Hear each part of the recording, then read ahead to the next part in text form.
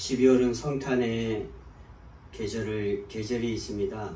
예수님께서 이 땅에 오심을 통하여서 그분으로 인하여 구원받은 존재로서 이렇게 하나님 앞에 나와 예배할 수 있는 기쁨이 이 12월에는 더 큰 줄 믿습니다.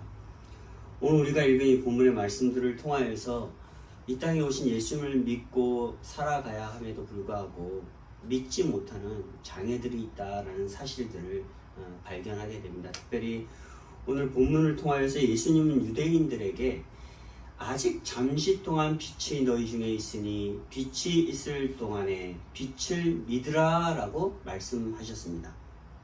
이 빛은 바로 누구입니까? 하나님께서 이 천지 만물을 창조하실 때 처음 말씀 가운데 있게 하셨던 것이 바로 빛입니다. 이 빛은 어둠을 물러가게 하고 세상을 밝혀줍니다. 이 빛은 곧 하나님이시며 또 이 빛은 곧 어둠 죄악 가운데 구원해 주실 바로 예수 그리스도 자신을 우리에게 말하고 있습니다.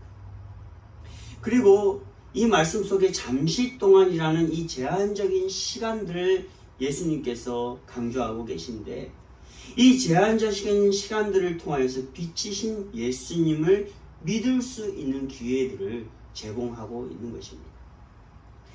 우리에게 예수님을 믿을 수 있는 기회는 언제나 제공되지 않습니다. 영원히 있지 않습니다. 오늘 31절에 보면 이제 이 세상에 대한 심판이 이르렀으니 이 세상의 임금이 쫓겨나리라. 내가 땅에서 들리면 모든 사람을 내게로 이끌겠노라 라고 하였습니다. 빛이신 예수님께서 십자가의 죽으심과 부활을 통해 세상의 권세 잡은 악의 세력들을 물리치시고 온 세계 가운데 있는 만 백성들을 구원의 역사로 이끄신다라는 사실이에요. 이러한 시간 앞에 이 구원자 되신 예수님을 믿으라라고 말씀하고 있는 것이죠. 그러므로 예수님께서 제공하시는 이 잠시 동안의 제한적인 이 시간에 빛이신 예수님을 반드시 믿어야 합니다. 그렇지 않으면 이 세상 끝날 심판 때 우리는 하나님의 나라에 임할 수 없기 때문이라는 사실이죠. 특별히 12월은 메시아의 구원 역사를 완성하실 아기 예수님이 탄생하신 절기가 있습니다. 단순히 이 절기는 세상 사람들이 해피 크리스마스로 선물을 주고받으며 즐거움을 나누는 그런 시간이 아닙니다. 어떤 좋은 선물을 받을까? 내 사랑하는 사람들에게 어떤 좋은 선물을 줄까? 라는 이러한 기대감에 부푼 그런 시간이 아니라는 것입니다. 아기 예수님의 탄생을 통해 아직도 예수님을 믿지 않는 자들에게 예수님을 믿을 수 있는 제한적인 시간으로 우리에게 주어진 것입니다. 그러나 많은 이들은 아직도 자신들에게 이렇게 값지게 주어진 예수님을 믿을 수 있는 이 시간에 예수님을 믿지 아니하고 자기들의 기쁨과 또 자기들의 추구하는 이러한 만족을 누리고자 하는 이러한 것들에 심취되어 살아가고 있는 것을 보게 됩니다. 이 땅 가운데 이렇게 많은 표적들을 우리들 앞에 행하셨음에도 불구하고 믿지 않는다라고 37절에 말씀하고 있습니다. 예수님께서 이 세상에 오셔서 제자들과 함께 다니시면서 얼마나 많은 표적과 이적을 보여주셨습니까? 그럼에도 믿는 무리들이 많지 않았다라는 것이, 믿지 않았다라는 것이, 의심한다라는 것이. 다시 말해서 하나님의 은혜가 풍성한 가운데 우리가 살아감에도 불구하고 불신앙으로 고집하고 있다라는 사실입니다. 그래서 요한은 이사야 53장 1절의 말씀을 오늘 본문 가운데 인용하면서 사람들이 아직도 예수님을 믿지 못하는 장애들이 있음을 소개하고 있습니다. 그것은 바로 무엇입니까? 인간의 완고함이다 라고 40절에 말씀하고 있습니다. 이 40절의 말씀은 이사야가 주의 영광을 본 뒤에 하신 말씀입니다. 어떻게 보면 이 문자적으로 생각해 보면 마치 하나님께서 인간들의 마음을 결코 깨우침도 뉘우침도 없는 돌 같은 심령으로 만들 것처럼 느낄 수 있습니다. 그러나 이사야 당시 유다왕 우시야, 요담, 아하스, 히스기야 때 이스라엘 백성들이 어떻게 살아왔습니까? 하나님을 반역하는 우상을 섬기는 길로 행하였습니다.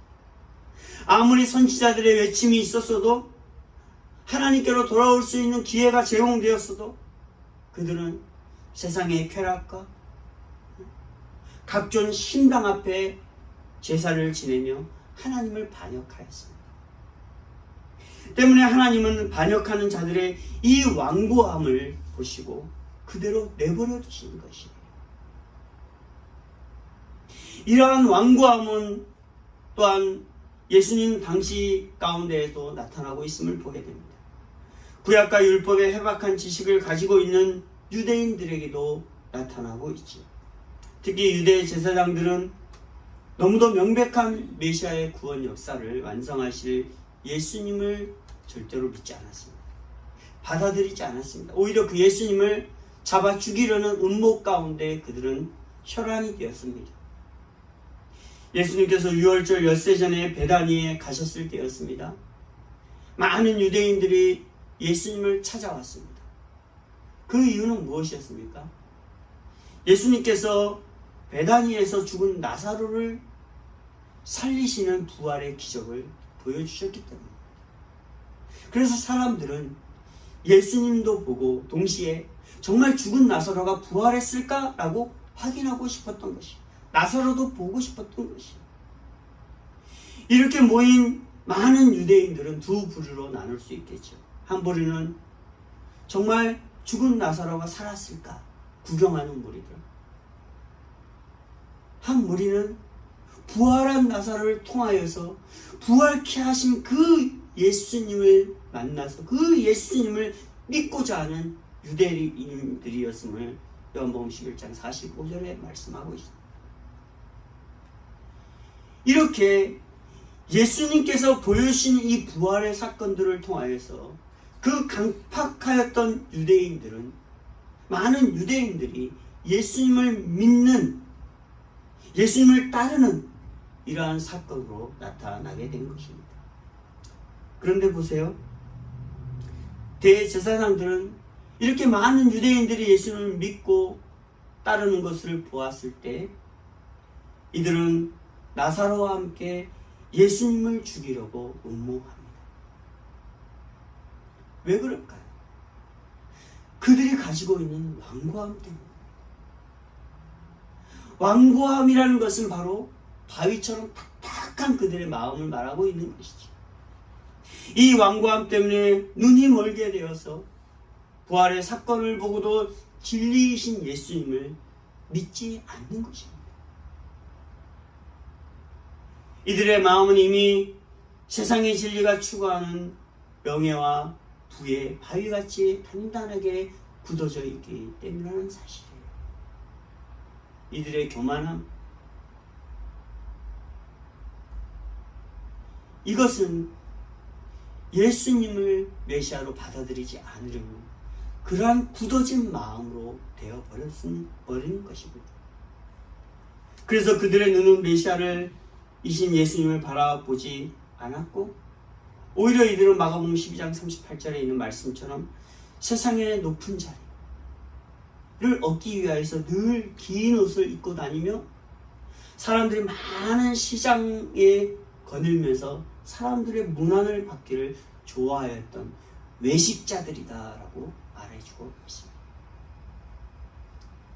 하나님의 말씀을 받고 그 말씀을 통하여서 오실 메시아를 바라보게 해야 될 이 제사장들이 이미 오신 메시아를 바라보지 아니하고 오히려 그분을 죽이려 하고 오히려 자기들이 높임 받으려는 이러한 욕망과 교만 가운데 사로잡혀 있는 이들의 모습은 바로 외식적인 모습임을 분명히 말씀하고 있습니다. 제사장이 아니라는 것이, 참된 지도자가 아니라는 것이. 그러나 42절 말씀에 보면 관리들 중에 예수님을 믿는 자들이 꽤 있었음을 말씀하고 있습니다.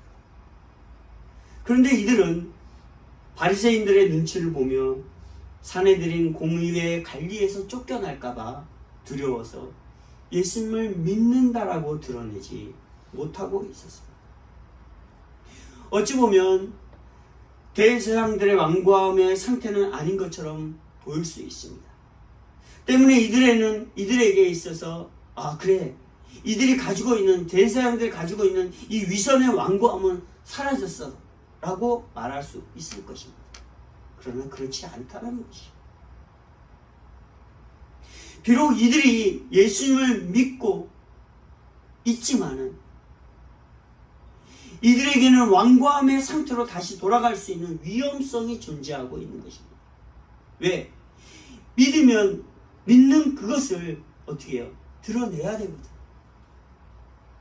그런데 이들은 자기들이 가지고 있는 그 위치 가운데에서 쫓겨날까봐 그것을 드러내지 못하고 예수님을 믿는 것을 감추고 있었던 것이에요. 다시 말해서 우리의 신앙을 고백하지 않으면 우리는 어떻게 해요? 늘 영적인 갈등 가운데 놓이게 됩니다. 우리가 믿음이 있다라고 하면서도 그 믿음의 삶을 우리가 살지 못하면 세상과 하나님의 경계선 가운데에서 우리는 어떻게 해요? 늘 서 있을 수밖에 없다는 것이죠. 그래서 이곳에 갈까 저곳에 갈까 갈팡질팡하는 이러한 존재가 되어진다는 사실이에요. 누가 그랬습니까? 소돔과 고모라의 멸망 가운데 있었던 롯의 아내가 그러지 않았습니까? 하나님 사자의 말씀을 듣고 소돔과 고모라의 멸망이 임하기 전에 그것을 가족과 함께 떠났지만 그 마음속에서는 아직도 세상과 하나님의 경계선에서 그 믿음을 확증하지 못한 상태 가운데 있었기에 결국 불타는 소돔과 고모라를 바라봄으로 인하여서 소금 기둥이 되어지는 이러한 일을 보지 않았습니까? 이처럼 우리가 믿음이 있다, 예수님을 믿는다 하면서도 그 믿음에 대해서 우리가 드러내지 아니하면, 우리가 그 신앙을 고백하지 아니하면 우리는 늘 영적인 갈등 가운데, 세상과 하나님의 경계선 가운데 늘 갈등하며 살아갈 수밖에 없다라는 것이죠. 오늘 본문 말씀을 통해서 이것을 정확하게 표현해 주는 것은 43절에 사람의 영광을 하나님의 영광보다 더 사랑했기 때문이다 라고 말하고 있습니다. 다시 말해서 사내들인 공회 가운데 있는 관리들이 예수님을 믿었지만은 이들이 공적으로 예수님 믿는다라고 표명하지 못하였던 것은 아직도 이들이 사람의 영광을 하나님의 영광보다 더 사랑했기 때문이다라는 것입니다. 당시 이 사람들은 사회, 문화, 정치, 경제의 지도층들이었습니다. 이러한 자들 중에 예수님을 믿는 자들이 상당했다는 것은 예수님께서 메시아이신 것이 명백한 사실이다라는 말이에요. 그러나 이들은 공적으로 그 사실을 결코 드러내지 못했습니다. 율법과 구약의 지식이 부족해서 그런 것이 절대 아니에요. 그들은 너무나도 지식이 풍부했습니다. 성경적, 구약적 지식이 풍부했습니다. 때문에 그들이 믿어졌기 때문에 당연히 예수님이 메시아이신 것을 그들은 어떻게 해요? 공적으로 선언했어야 했습니다. 그러나 그렇게 하지 못했습니다. 왜? 산에 들린 공회의 그 관리직에서 쫓겨날까? 퇴출당할까? 그러나 이들은 마음으로 믿으신 예수님을 공적으로 선언하지 못한 것은 바로 완고함이 사라진 것 같지만 아직 이들에게는 하나님의 영광보다 사람의 영광이 더 중요했다는 사실을 우리에게 보여주고 있는 것입니다. 세상과 하나님의 경계선 속에서 세상의 눈이 돌아가 있는 이러한 모습을 보여주고 있는 것이죠. 사회 정치적으로 사람들에게 높임을 받고 그에 따른 명예, 권력, 부를 너무 사랑했기 때문에 아직도 세상이 주는 이 만족에 도취되어 있었던 것입니다. 인간들의 칭찬과 섬김에 도취되어서 하나님의 칭찬과 섬김의 요구에 반응하지 못한 그러한 상태에 놓인 것입니다. 지식적으로 예수님이 메시아이신 것을 눈으로 보고 알아 마음으로 생각하고 확신했지만 그 믿음을 결코 그들은 드러내지 못했습니다. 이것은 바로 무엇입니까? 믿음이 다시 꺾일 수 있는 약함과 위험성이 내포되어 있는 상태입니다.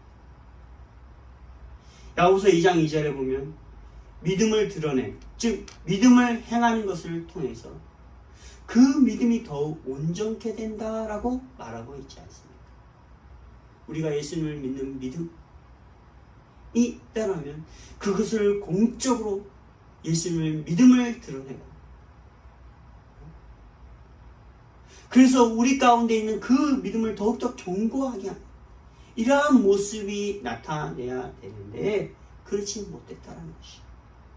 그렇지 못하기 때문에 이들에게는 그 믿음이 약해지고 그 믿음이 사라지는 그런 위험성이 존재하고 있다는 것이. 예수님을 믿지만 그 믿음이 주님을 따르는 고난과 섬김의 모습으로 나타나지 않으면 믿음은 어떻게 해요? 결코 죽게 됩니다. 왜 이들은 예수님을 믿었지만 믿음을 드러내는 이러한 삶을 살지 못했을까요? 아까도 말씀드렸지만 인간들의 칭찬과 섬김에 너무 익숙해져 있기 때문에, 그래서 믿음을 드러내는 고난의 삶, 섬김의 삶을 살기가 감당이 안 되는 것이, 익숙하지 않는 것이, 받기만 했고 칭찬만 듣기만 했고 높임만 받기를 했기 때문에 믿음이 요구하는 고난받는 삶, 섬김의 삶을 그들이 실천하기가 두려웠던 것이었어요. 운동선수가 좋은 결과를 얻기 위해서는 어떻게 해야 됩니까? 매일매일 굵은 땀방울을 흘리는 훈련이 있어야 합니다. 그것이 1년이 되든 2년이 되든 결과가 나타날 때까지 끊임없이 반복하면서 그 훈련을 감당해요. 그렇지 않으면 운동선수에게 주어진 결과는 좋지 않기 때문에 유행을 바라고 근육을 키우는 스테로이드제를 먹는다 해도 훈련으로 나타나는 결과는 절대 비교할 수 없습니다. 또 하나 예를 들어보면 자동차가 높은 언덕길을 가려 할 때 엔진에 강한 힘을 발휘하는 그런 큰 굉음 같은 소리가 나타나지 않으면 그 언덕을 올라가는 차는 멈추거나 뒤로 물러날 것입니다. 우리가 샌프란시스코를 한번 가보세요. 샌프란시스코 그 길이 언덕이 얼마나 높은지요. 차로 타고 갈 때 어쩔 땐 겁이 나더라고요. 그래서 빵 밟지 않으면 그 언덕을 올라가기가 쉽지 않습니다. 또한 엔진의 동력을 높일 때 동시에 뭐가 소모됩니까? 휘발유가, 기름이 엄청나게 많이 소모됩니다. 그러나 그 소모와 그 개음 소리가 날 때 어떻게 해요? 그 높은 언덕을 치고 올라가게 되는 것이죠. 어느 누구도 그 언덕을 올라가는 차에 아유 차가 망가지겠어, 아까워 죽겠네 할 사람은 아무도 없을 것입니다.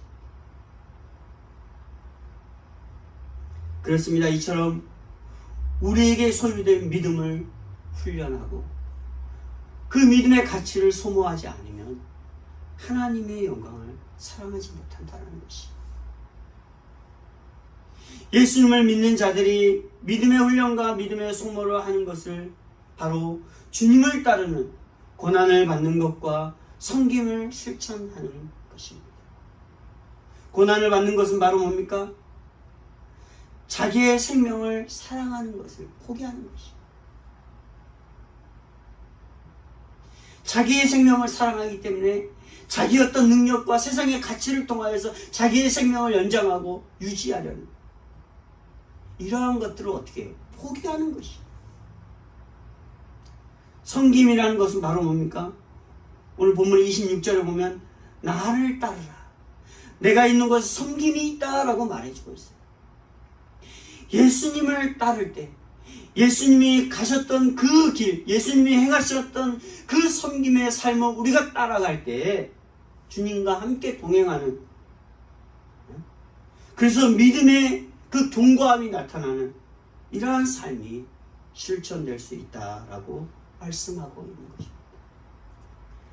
남의 높임과 칭찬을 사랑하는 것이 아니라 섬김을 통해 남을 높이고 하나님의 칭찬을 이끌어내는 이러한 삶을 우리가 살아가는 것이 바로 믿는 자의 삶임을 분명하게 보여주고 있습니다. 그러나 오늘 본문 가운데 있는 예수님을 믿었지만 그 산에 드린 공예의 그 높은 자리, 그 명예, 부, 사람들의 칭찬과 섬김에 조치되었어서 이러한 예수님이 요구하는 고난을 받는 것과 섬김의 삶을 실천하지 않았던 이들의 모습 속에 우리에게 맡겨진 하나님의 구원 사역을 어찌 이루어갈 수 있겠냐는 그런 말입니다. 사랑하는 성도 여러분, 요한은 유대인들의 불신앙을 탄식하는 것처럼 우리에게 보여지지만 오늘 세상 가운데 아직도 사람의 영광이 주는 장애물들이 막혀 불신앙 가운데 살아가는 우리들에게 경고하는 그런 말씀입니다. 아직 잠시 동안 지금 주어진 이 은혜의 시간, 이미 예수님께서 오셔서 우리를 위해서 십자가에 돌아가시고 부활하셔서 죄 가운데 죽었던 우리를 구원해 주시는 이 은혜의 시간, 이러한 예수님을 믿음으로 주님께로 돌아오는 그러한 우리에게 주신 이 시간 가운데 아직도 믿지 못하고 살아가고 있는 무리들을 향하여서 이 기회를 놓치지 말고 주님께로 돌아오라고 하는 이러한 구원사역의 역사가 나타나야 된다는 사실입니다. 지금 주어진 은혜의 시간에 바위처럼 굳어진 불신앙의 장애를 깨뜨리고 구원자 예수님을 믿고 하나님의 칭찬과 은혜를 사랑하는 자가 되어져야 합니다. 아직도 세상과 사람의 영광과 하나님의 영광의 그 경계선 가운데 서서 예수님을 믿지만 교회는 다니지만 그 믿음의 실천을 하지 못하며 살아가고 있는 자들이 있습니다. 그들에게 있어서는 그 믿음이 약해지고 그 믿음이 무너질 수 있는 위험성이 존재하고 있다는 사실들을 깨닫고 오늘 이 유대인처럼 살아가는 것이 아니라 이 말씀 앞에 우리 자신들의 모습을 철저하게 깨닫고 이제는 경계선 가운데 서 있는 것이 아니라 하나님께로 우리가 점프하여서 하나님께서 예수를 믿는 믿음 가운데 요구하시는 고난에 참여하는 삶과 섬김의 삶을 실천할 수 있는 저와 여러분들이 되어주시기를 바랍니다. 하나님의 영광이 나타나는 주님의 삶을 따르는 삶, 고난을 당해도 섬김의 신앙으로 살아가자라는 것입니다. 특히 성탄의 절기에 믿음을 훈련하는 섬김을 통해서 예수님을 믿지 못하는 장애로 살아가는 자들을 일으켜 세울 수 있는 그런 시간이 되어져야 합니다. 불우한 이웃들을 돌아보고 그들을 위하여서 예수님께서 섬기셨던 사랑의 실천을 우리가 해보자라는 것입니다. 또한 연약한 자들을 돌아보며 기도함을 통하여서 그들을 세워줄 수 있는 이러한 믿음의 실천들이 우리에게 나타나자라는 것이. 그럴 때 이 성탄의 절기 가운데 그냥 마냥 기쁨에 도취되는 것이 아니라 아기 예수님께서 오신 것을 깨닫고 그 예수님으로 인하여서 그분이 메시아이시고 그분이 믿음의 대상이며 또 그분을 섬김을 통하여서 우리가 하나님의 자녀로서 하나님께서 맡겨주시는 하나님의 구원사역들을 온전히 이루어갈 수 있다는 사실들을 여러분들이 깨닫고 이 성탄의 절기 가운데 믿음으로 다시 우리가 서서 그 믿음을 실천하며 하나님의 사람으로서 주님의 칭찬을 받을 수 있는 저와 여러분들이 되어지시기를 주님의 이름으로 부탁을 드립니다. 기도하시겠습니다.